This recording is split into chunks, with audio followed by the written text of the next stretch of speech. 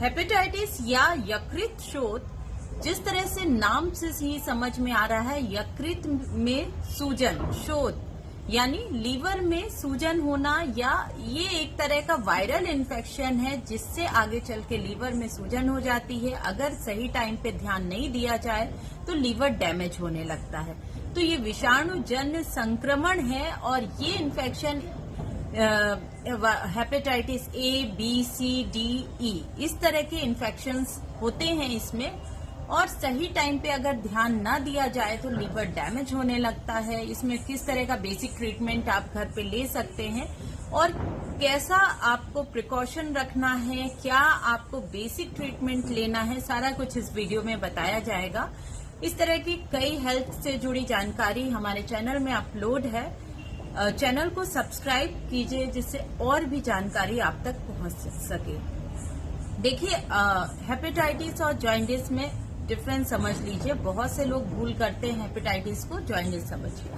तो ये हेपेटाइटिस एक तरह का लीवर के सेल्स में जब प्रॉब्लम होती है तो वहां हेपेटाइटिस क्रिएट होता है, मीन्स लीवर में सूजन वहां से पैदा होती है। लेकिन जो जॉइंटिस होता है, जब पित्त की नली में किसी तरह का ऑब्स्ट्रक्शन होता है या पित्त की नली सक्रिय हो जाती है, तो जो बाइल पिगमेंट हमारा, ये बाइल पिगमेंट जो हमारा डाइजेशन में हेल्प करता है, इंटेस्टाइन में जाना चाहिए, वो इंटेस्टाइन में ना जाके ब्लड में डायरेक्ट मिलने लगता है और जिससे पूरी स्किन पीली पड़ जाती है। तो आप देखो कि जो नॉर्मल जॉइंटिस है वो ज्यादातर ऑब्स्ट्रक्टिव जॉइंटिस देखने को मिलती है और इसमें किसी तरह का वायरल इन्फेक्शन नहीं होता। लेकिन जो हेपेटाइटिस है ये वायरल इन्फेक्शन है और ये आगे चल के जॉइंटिस का रूप ले लेता है, क्योंकि इसमें भी धीरे धीरे स्किन पीली पड़ती है, आपकी आंखों में पीलापन आ जाता है। अगर हम लक्षण देखेंगे, सबसे पहले पेशेंट की भूख बंद हो जाती है, बिल्कुल भूख नहीं लगती है और धीरे धीरे स्किन पीली होने लगेगी, चक्कर आते हैं, सिर दर्द होता है, आपको 100 से 102 डिग्री तक फीवर हो सकता है और खाना देखने पर ही पेशेंट को वॉमिट जैसा लगता है।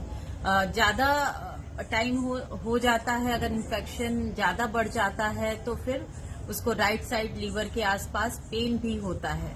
तो ये सारे लक्षण आपको देखने को मिलेंगे हेपेटाइटिस में। अब हम गलती क्या करते हैं? हेपेटाइटिस देखिए, प्योरली मैंने पहले ही समझाया है कि वायरल इन्फेक्शन है और यहाँ पे जब आप एलोपैथी ट्रीटमेंट लेते हो तो वो एंटीबायोटिक्स देते हैं। अब एंटीबायोटिक्स का एंटीवायरल जहाँ होना चाहिए, वायरल पे तो उसका कोई रोल ही नहीं है।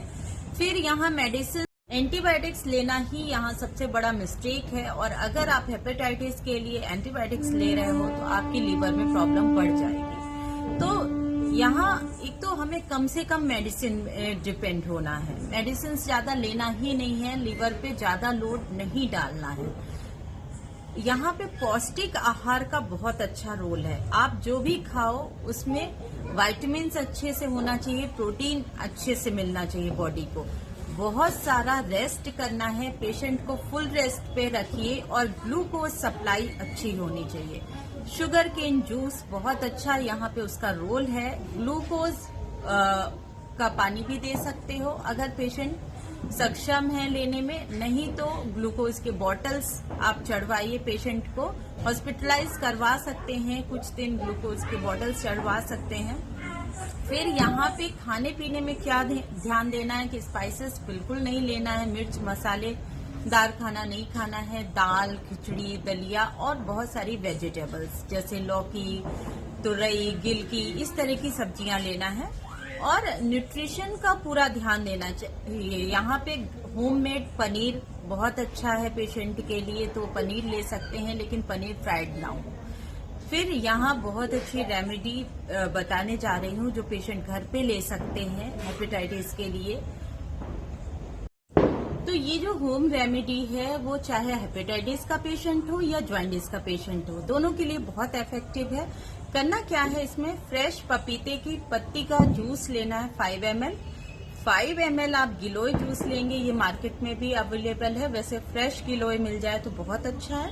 1 अनार और 1 कीवी तो सब कुछ मिला के लेना है खाली पेट। इसमें एक अनार का जूस ले लेंगे, एक कीवी का जूस निकाल लेंगे और 5 ml पपीते की पत्ती का जूस लेना है और 5 ml आपको गिलोय जूस। ये सारा कुछ मिक्स करके आपको एटलीस्ट 30 डेज तक खाली पेट लेना है, बहुत इफेक्टिव है। दूसरी बात, सनलाइट इसके लिए बहुत कारगर है। एक अनुसंधान के तहत ये देखा गया है कि वायरस पे यहाँ पे यूवी लाइट का बहुत अच्छा रोल है, ये वायरस की ग्रोथ को रोक देता है।